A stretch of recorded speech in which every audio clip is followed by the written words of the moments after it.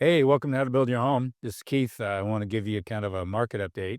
I don't like to forecast. I like to try to tell you what's happening now in the market. A lot of people want to say, hey, this is going to happen to lumber. This is what's going to happen to concrete. A lot of times they're right. A lot of times they're wrong. But I'm going to try to tell you that that should not be the barometer that you use in determining whether or not you should build or not.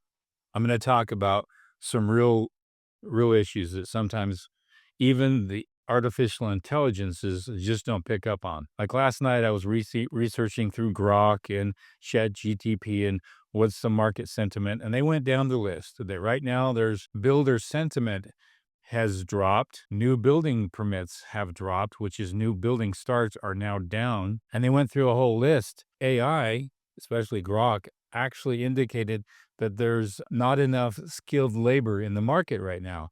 So it's going to be hard to build. And I'm saying to myself, that doesn't make sense. How is it that there's fewer building starts, fewer builders building stuff right now, and yet at the same time that we're lacking a supply in actual labor to build the homes? That makes sense? It may be that in some markets, but it's not generally the case across the market. So my market is soft right now, and a lot of subcontractors are looking for work. I had a stucco guy email me last night, and I hadn't heard from him in about 2.5 years. And he's saying, "Hey, Keith, just looking to see if you got any work." I've had that phone call, that email, that text at least a dozen times in the past month. So that means it's a soft market, and that means they're hungry, and that means that they're looking for some cash flow. That doesn't mean that we're short skilled labor. It means that we're short building starts. We're short with actual permitting that's taking place in the market. Because artificial intelligence, what it does is it goes out and reads reports, publications, research, stuff like that.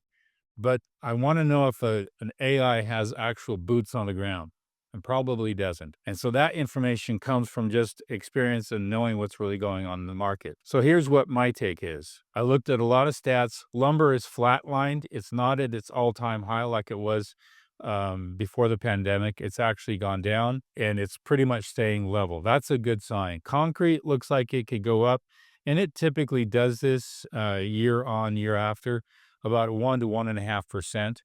And so I'm kind of used to that happening. So that's what I see concrete happening, is going up maybe 1.5%.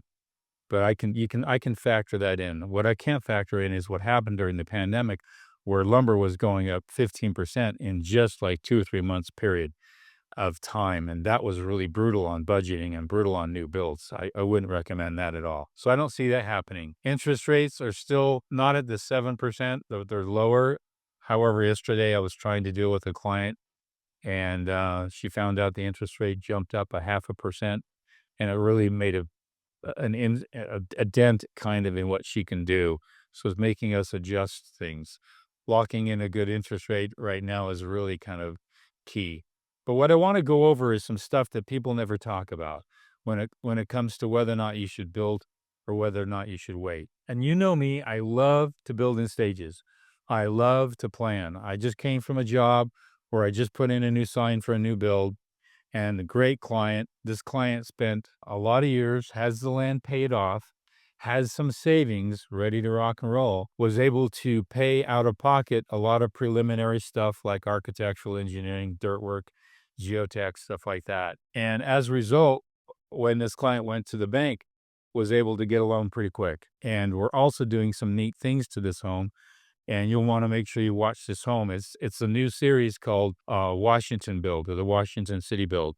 Watch that because it's a multi-generational home, and we're going to put an ADU in it that can be rented out for long-term stays, offsetting her costs. Again, making it more affordable. That's what you need to start thinking about, is how to make the home, even though it might be a little bigger home, how you can make part of that home, monetize it, how you can create a way to bring in extra revenue into that home.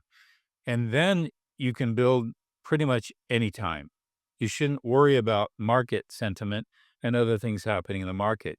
Are things going up? Yeah, there's some inflation. Are things staying flat? Some things are staying flat. Are some things going to go down in price? Yeah, not many, but some things would actually go down in price. So when you get at the costs of a home, it's generally between 50 and 60% That's the material costs. Labor is between 30 and 40% on the total cost of a home. And a lot of people just look at the material costs, and they never really look at labor costs. I don't see labor costs going up. And why? Because labor costs follow material costs. If material costs are going up, they don't have to raise their labor price.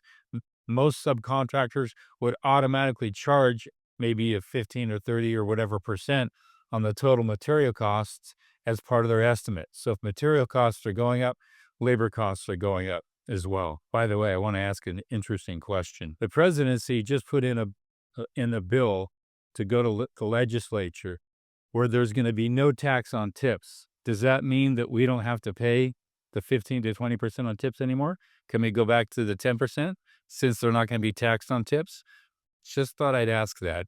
I was thinking of that, and I was a waiter, bartender way back in the day, and I lived on 10%, but I was not taxed.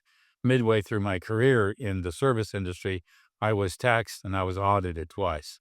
I'm in favor of not taxing tips, but at the same time, I've seen tips increase to 10 to 15 to 20%, and you press that button, it can go as high as 30%. So I'm just curious how your thoughts are. If you have any feedback on that, make some comments down below. So anyway, one last comment I want to mention here when it comes to market and what things are going to look like in the next year. My main concern for people is the stability of their own income. Do you have a job that's stable, or do you have a career set that's stable? Like I have a really good friend. He was in the industry for dairy. He was kind of working in a plant manager, and he got let off. And so within just, I would say maybe a month and a half, he got another job in another plant, totally different arena, but he was a really good plant manager. So he was able to pick up another job.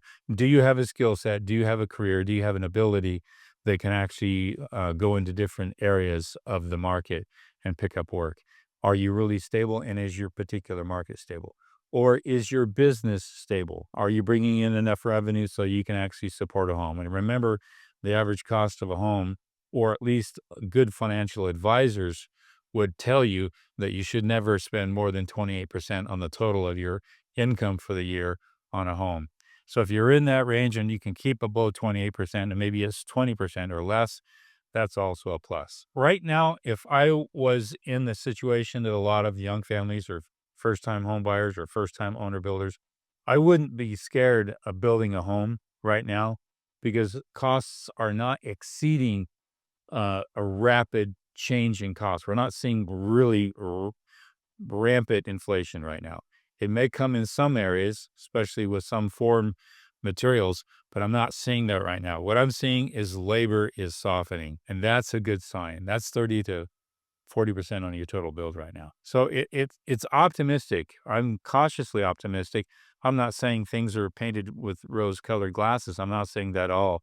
I'm just saying that while a lot of people are skittish and uncertain about the market, heck, this is a great opportunity to build right now because you have more talent to get, more talent to grab, and cream rises to the top during a down economic time. When things were really, really busy, how hard was it to find subcontractors? It was really hard. I had subcontractors that wouldn't call my phone for weeks and weeks, or they'd say they're 2 months out and they can't think beyond a month. A lot of subcontractors just can't think that far in advance. They work maybe 2 or 3 weeks in advance, and that's about it. Right now, see a lot of subcontractors not have work 2 weeks out, whereas before it could have been 4 weeks or 5 weeks or 7 or 8 weeks out. And so when they get closer to not having work the next week, you know that there's a bargaining opportunity to take place. Not that you can browbeat them into the ground and take advantage of them.